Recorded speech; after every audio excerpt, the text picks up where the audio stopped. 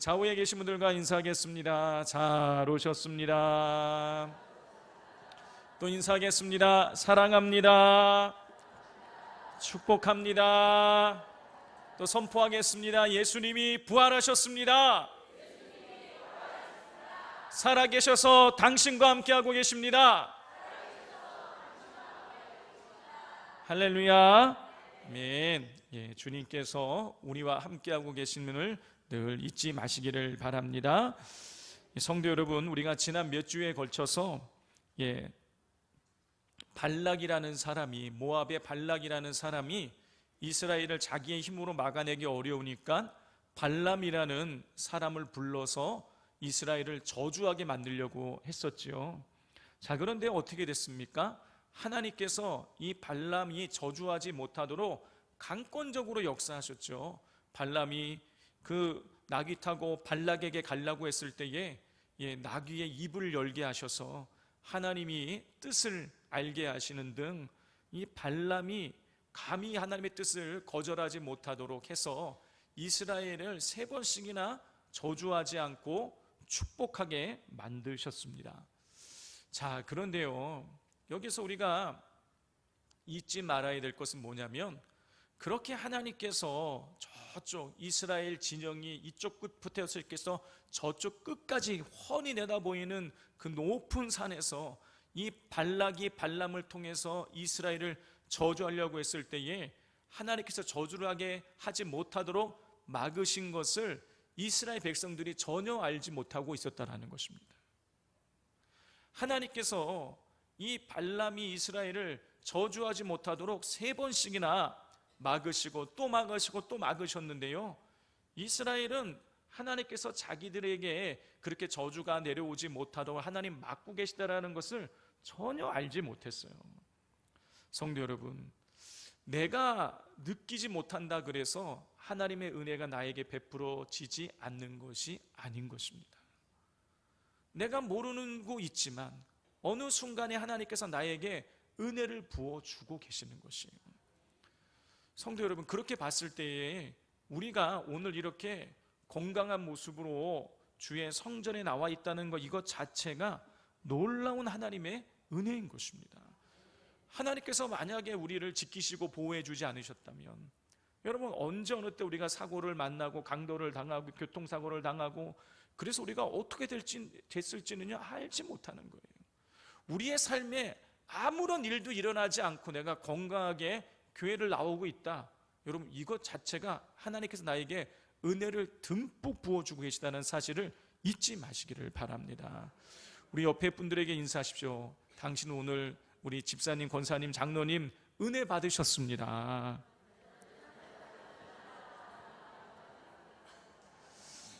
제가 오늘 본문을 준비하다가 지난 몇 주간의 이 발락과 발람의 이야기를 정리하다가 방금 말씀드린 이것이 제 마음에 와서 확 꽂혔어요. 그렇구나, 내가 느끼지 못해도 내가 원하는 일이 꼭 풀려야지만 은혜가 나에게 주어지고 있는 것이 아니라 아무런 일들이 일어나지 않고 있어도 그냥 내 삶이 내가 이렇게 건강하게 움직이고 있다는 것, 이것 자체가 놀라운 하나님의 은혜가 나에게 부어지고 있다는 것을 깨달았을 때에 범사에 감사라는 이야기가 새롭게 저에게 와서 닿더라고요. 그냥 살아가는 일상이 감사인 거예요. 그냥 이렇게 숨을 쉬고 있다는 것, 이것 자체가 감사의 제목인 것입니다. 그러므로 늘 범사에 감사하실 수 있기를 바랍니다. 자, 오늘 본문은요, 그렇게 발락이 발람을 통해서 이스라엘을 저주하려고 하는 계획이 다 실패로 돌아간 이후의 일을 기록하고 있습니다. 자, 1절을 보면 이스라엘이 시딤이라는 곳에 머물러 있었다라는 것을 우리가 알 수가 있어요. 시딤은 모압 평지에 있는 한 곳의 지명의 이름인데요, 한번 지도를 한번 보도록 하겠습니다. 자, 저쪽에 동그라미 빨간색 가운데 보면 동그라미 쳐져 있는 거 보이시죠? 자, 오른쪽에 보면 시딤이라고 되어 있고 왼쪽에 보면 여리고라고 되어 있어요. 그 사이에는 뭐가 있냐면 요단강이 있어요. 저 시딤에서 요단강을 건너게 되면 저기가 하나님이 약속하신 가나안 땅인 것입니다. 제가 너무 궁금해가지고 저 시딤에서 요단강까지의 거리가 얼마일까 하고 자료를 계속 찾아봤더니 한 자료에서는 10km, 다른 자료에서는 11km라고 되어 있더라고요. 이게 감이 얼마 안 오시는데 우리 산돌교회에서 저쪽 그 애양원 지나가는 그 애양원으로 빠지는 그쪽 도로 한 거기까지가 대략 한 10km 정도가 됩니다. 그러니까 거리가요 얼마 안 돼요. 그냥 10km면은요 보통 성인 걸음으로 걸으면 2시간 반 정도면 걸어갈 수 있는 거리입니다. 굉장히 가까운 거예요. 이제 하나님이 야 이제 출발해라 그러면은 3시간 이내에 저 요단강을 건너서 가나안 땅에 들어갈 수 있을 만큼 이스라엘 백성들이 엄청나게 가까이 온 것입니다. 자, 이제 지도는 거두어 주시고, 자, 그런데 이렇게 가나안 땅을 바로 코앞에 두고 있을 때, 그때에 이스라엘 백성들이 넘어집니다. 우리 1절과 2절을 같이 읽겠습니다. 이스라엘이 시딤에 머물러 있더니 그 백성이 모압 여자들과 음행하기를 시작하니라. 그 여자들이 자기 신들에게 제사할 때에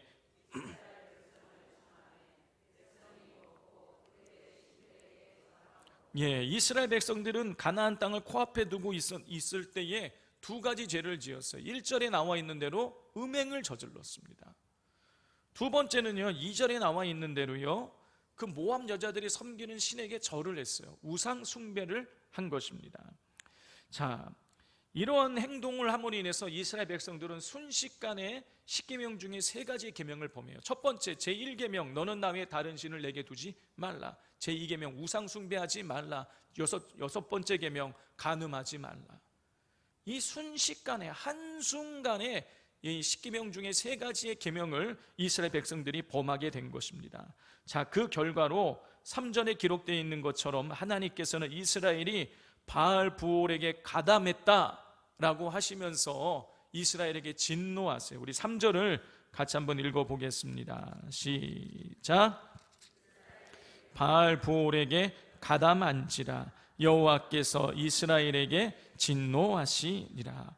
하나님께서는요 이스라엘 백성들에게 모압 여인들의 초대를 받아서 가서 음행을 하고 그리고 우상 숭배를 한 것을 바알 부올에 가담했다라고 이렇게 표현을 하셨어요. 이 바알 부올이라는 것은 무슨 뜻이냐면은 부올이라는 곳에서 섬기는 바알이라는 뜻이에요. 부올이라는 도시에서 섬기는 바알. 부올은요 발람이 있었던 곳을 의미하는 거예요. 그 저주하려고 불렀던 그 무당과 같은 사람, 그 발람이 살던 곳이 부올이에요. 그곳에서 섬기던 바알을 바알 부올이다 이렇게 말하고 있는 거예요. 그러니까 바알 부올에 가담했던 얘기는 쉽게 이야기하자면 이스라엘 백성들이 뭘 했다는 뜻이에요? 바알 숭배했다는 뜻인 거예요. 자, 이 바알을 숭배했는데 왜 음행을 하게 됐는가 의문을 가질 수 있는데요, 이 당시에 바알 신전에는 여사제들이 있었습니다. 여사제들이 있었어요. 그럼 이 여사제들은 뭘 하는 것이냐면은 남자들이 바알에게 제사를 드리러 오면 그 여사제와 성관계를 맺는 거예요. 바알의 신당에서 바알이 보는 그 우상 앞에서 이 여자와 남자가, 여사제와 남자가 그렇게 성관계를 맺게 되는 것입니다. 자, 왜 맺느냐?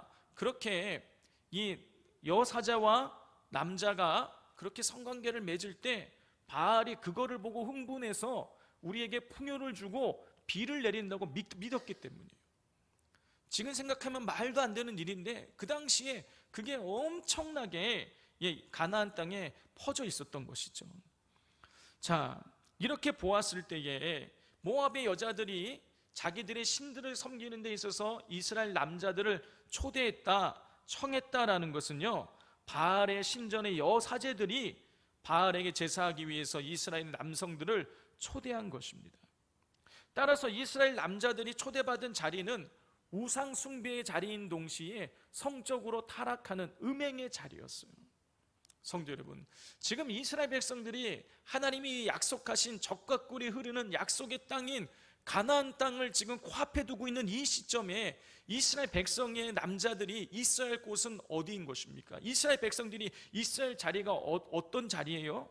하나님 앞이죠. 회막에, 성막에 이스라엘 백성들의 남자들은요, 바로 그 자리에 있어야 되는 거예요. 그런데 그 자리를 지키지 못하고 모압의 여자들을 미혹을 받아서 바알을 숭배하고 음행을 하는 자리로 그들이 가게 된 것입니다. 그래서 그 결과 하나님의 진노를 사게 된 것이에요. 성도 여러분, 자리를 잘 지켜야 됩니다. 여러분, 믿음의 사람들이 자리를 지키지 못하면 여러분 그때 문제가 생기게 되는 거예요.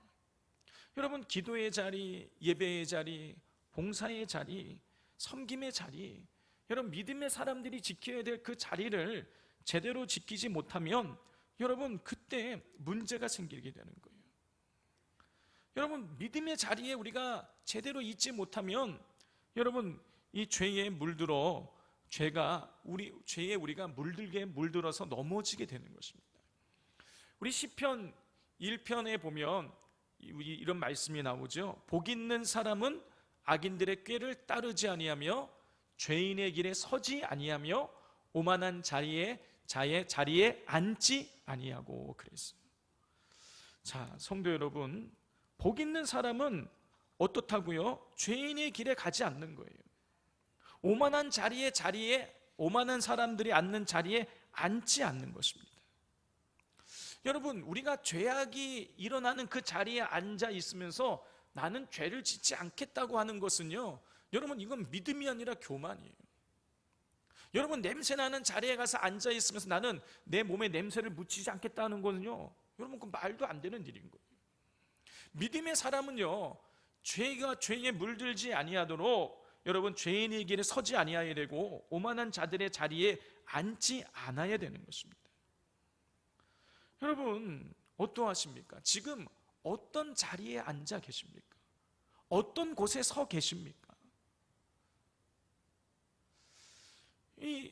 요즘 중고등학교뿐만이 아니라 이 초등학교 아이들도요, 휴대폰의 이 게임에 완전히 중독되어 있는 거예요. 어떤 아이들은요, 휴대폰을 이렇게 딱 게임 중독에 된 아이가 휴대폰을 만약에 옆에다 놔두고 공부를 한다. 공부 되겠습니까?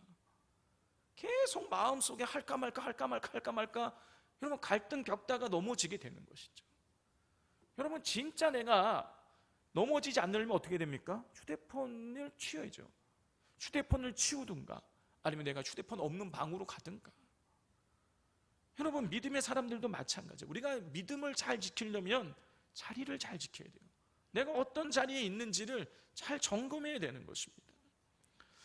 여러분, 만약 내가 있어야 할 자리인 예배의 자리, 기도의 자리, 봉사의 자리, 믿음의 자리에서 벗어나 있다면 여러분 얼른 돌이켜야 되는 거예요. 돌이킬 때만이 우리가 온전하게 변화되어질 수 있는 것입니다. 자, 그런데 이스라엘 백성들은 음행의 자리, 우상 숭배의 자리에서 돌이키지 않았어요. 그러자 하나님께서 어떻게 하십니까? 진노하셨어요. 우리 4절을 같이 읽겠습니다. 여호와께서 모세에게 이르시되 백성의 수령들을 잡아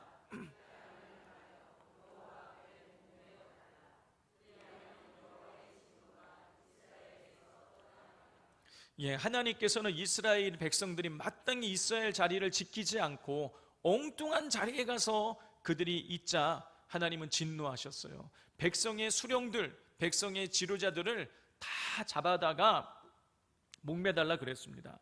우리가 가지고 있는 성경에 보면은요, 그냥 백성의 수령들을 잡아 이렇게 되어 있는데요, 그런데 히브리어 성경을 보면 여기 빠진 게 있어요. 모든이 빠져 있어요. 모든이 번역이 안 됐어요.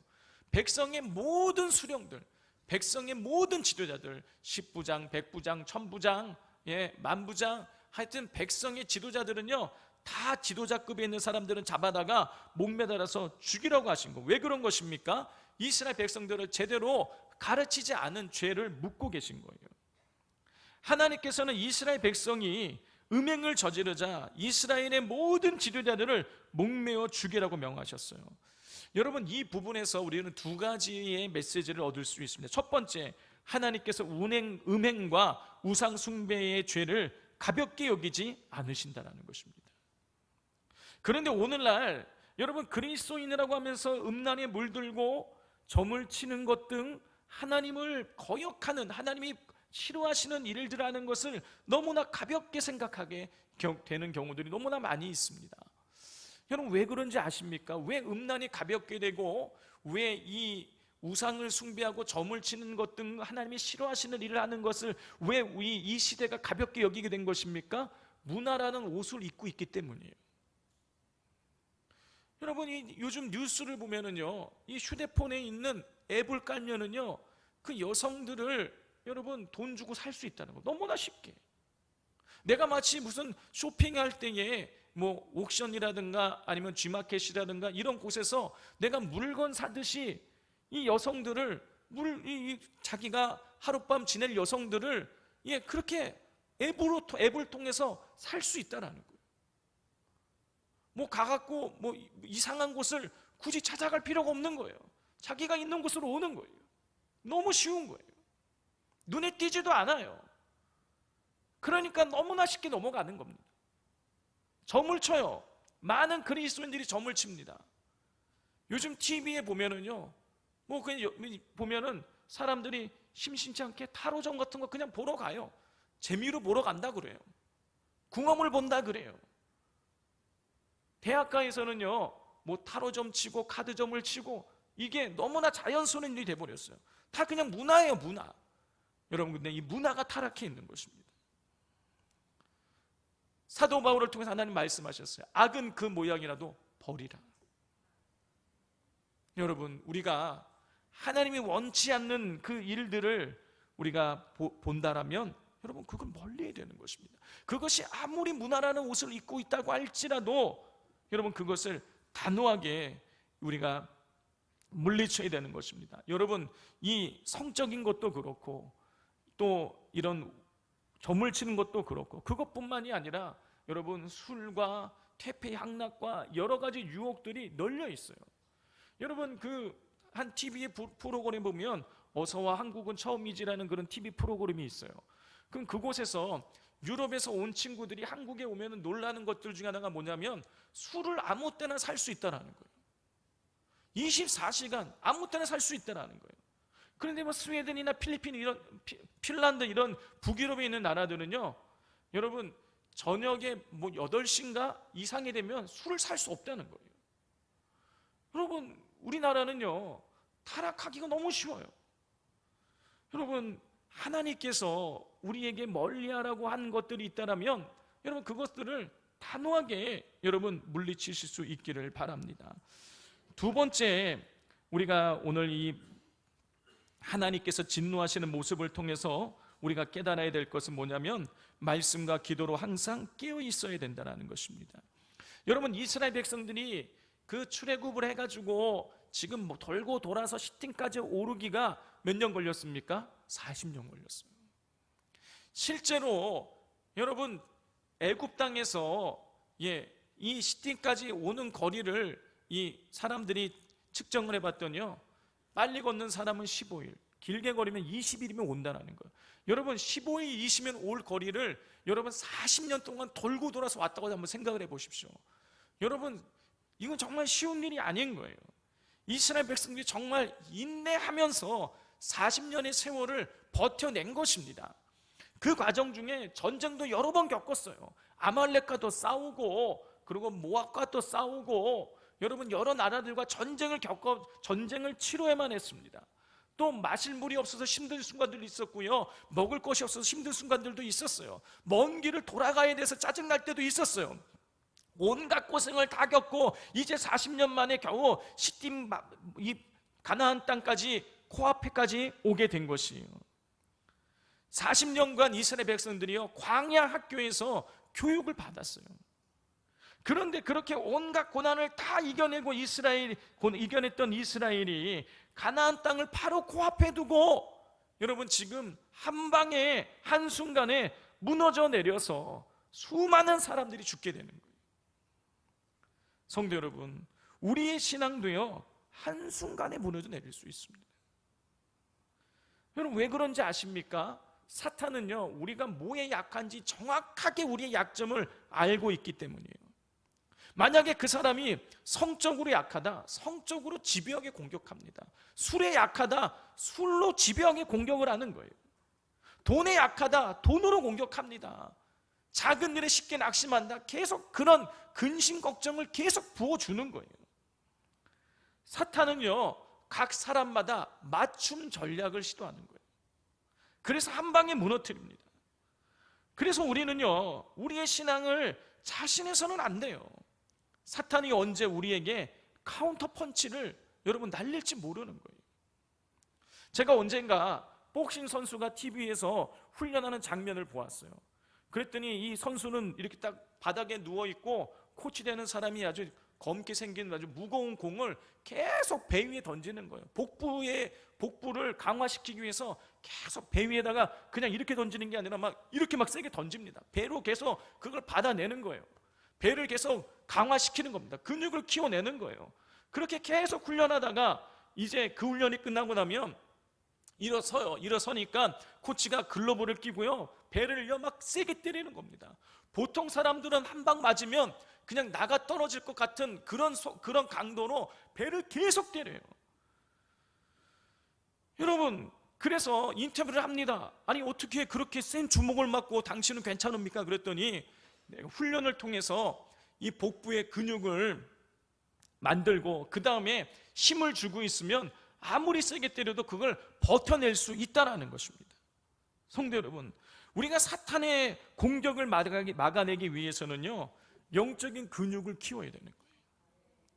영적인 근육을 키워야지만 여러분 공격을 막아낼 수 있어요. 사탄의 이 우리에게 회심이 한 방 날리는 그 카운터 펀치를 우리가 맞아도요, 여러분 거기에 나가 떨어지지 않을 수 있게 되는 것입니다. 여러분, 그러면 우리가 어떻게 이 영적인 근육을 키울 수 있을까요? 여러분, 영적인 근육을 키우는 방법을요, 우리는 너무나 잘 알고 있어요. 영적인 근육을 키우기 위해서는요, 여러분 말씀을 읽어야 되는 것입니다. 말씀을 읽지 않고 영적인 근육을 키운다, 있을 수가 없는 거예요. 예수님이 마귀의 유혹을 어떻게 이겨내셨습니까? 말씀으로 이겨내셨잖아요. 그러니까 사탄의 이 카운터 펀치를, 사탄의 공격을 우리가 막아낼 수 있는 방법은요, 말씀을 읽는 거예요. 여러분, 에베소서 사도 바울도요, 말씀을 읽어야 된다는 사실을, 말씀을 읽을 때에 마귀와의 싸움에서 이길 수 있다는 것을 에베소서 6장에서 말하고 있어요.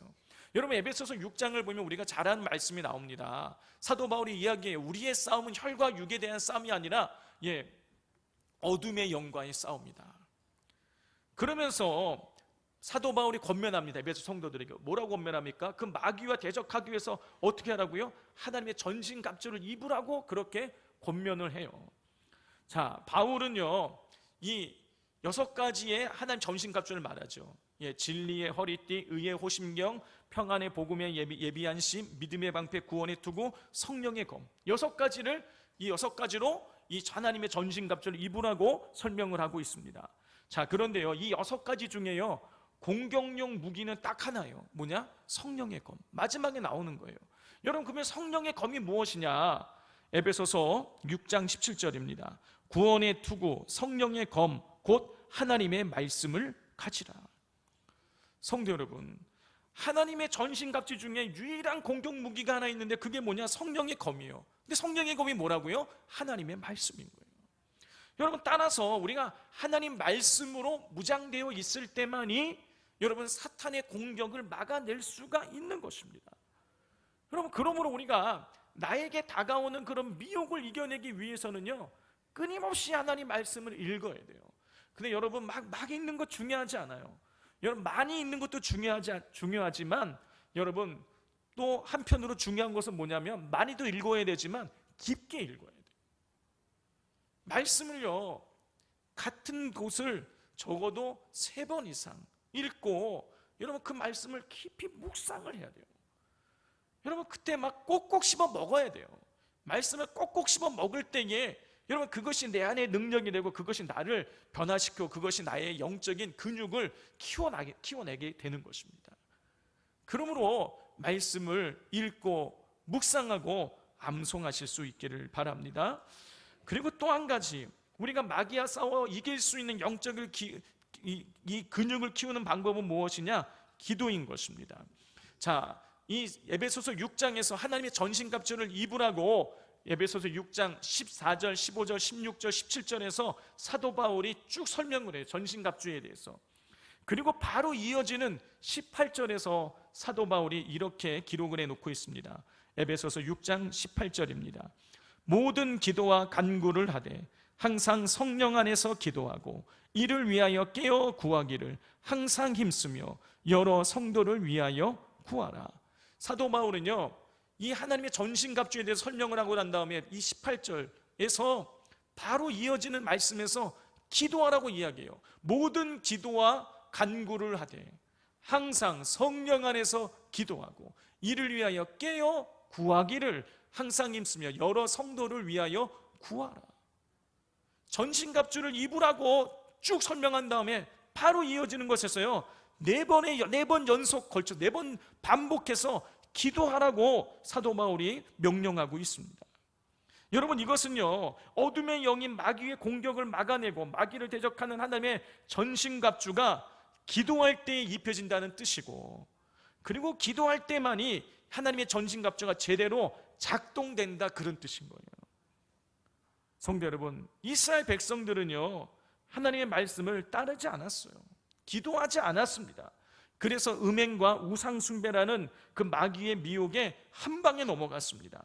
광야에서 40년간 훈련 받았는데도 말이에요. 성도 여러분, 마귀는 늘 틈을 노립니다. 틈을 노려요. 에베소서 4장 27절에서 마귀에게 틈을 주지 말라라고 사도 바울이 가르치고 있는데요, 여러분, 마귀는요, 틈을 노려요. 우리가 조금이라도 틈을 보이면 반드시 거기로 공격을 해서 들어옵니다. 그러므로 마귀에게 틈을 주지 않기 위해서 늘 하나님 말씀을 가까이 하시고 늘 깨어서 기도하실 수 있기를 바랍니다. 자, 이스라엘 백성이 하나님 말씀을 소홀히 하고 기도하지 않자 모압 여인들의 미혹에 빠져서 죄를 짓게 되었어요. 하나님께서 이스라엘의 지도자들을 다 목매달아 죽이라고 명령하셨습니다. 자, 상황이 이렇게 되자 여러분 6절을 보면 이스라엘 백성들이 이 회막문 앞에 모여서 온 회중이 울기 시작해요. 자, 이스라엘 백성이 회막문에서 운 이유가 무엇이냐? 이 전체를 보면 2가지 이유를 알 수가 있어요. 첫 번째, 조금 전에 말씀드린 대로 지도자들을 다 목매달아 죽이라 그러니까 울기 시작했어요. 또 한 가지 이유는 뭐냐면 8절과 9절을 보면 이스라엘이 그렇게 우상숭배와 음행을 행함으로 연병이 돌고 있었어요. 많은 사람들이 죽어나가고 있었어요. 그래서 지금 하나님 앞에 울면서 살려달라고, 잘못했다라고 하나님 앞에 매달리고 있는 것이죠. 여러분, 하나님 앞에 우리가 죄를 지었으면은요, 낮아져야 돼요. 납작 엎드려서 하나님 앞에 잘못했다고 하나님 앞에 용서를 구해야 되는 것입니다. 그런데 이스라엘 백성들이, 모든 사람들이 다 모여서 회막문 앞에 모여서 하나님 앞에 모여서 잘못했다고 울면서 살려달라고 그렇게 간구하고 있을 때에 그렇지 않은 사람이 등장해요. 우리 6절을 같이 한번 읽겠습니다. 이스라엘 자손의 온 회중이 회막문에서 울 때에 이스라엘 자손 한 사람이 모세와 온 회중의 눈앞에 미디안의 한 여인을 데리고 그의 형제에게로 온지라 그랬어요. 여러분, 이 남자, 이 모든 사람들이 회막문 앞에 모여가지고 하나님 앞에 잘못됐다고 울면서 회개하고 있는 이때에 한 이스라엘의 남자가 이 미디안의 한 여인을 데리고 이 이스라엘 진영 안으로 들어왔어요. 여러분, 그 남자의 이름은 오늘 성경 14절을 보면 시므온이라는 것을 알 수 있고요, 그 여인의 이름은 15절을 보면 고스비라는 것을 우리가 알 수가 있어요. 여러분, 시므온이 미디안 여인인 고스비를 왜 데리고 온 것일까요? 여러분, 성경을 읽어보면 우리가 알 수가 있는데 음행하기 위해서인 거예요.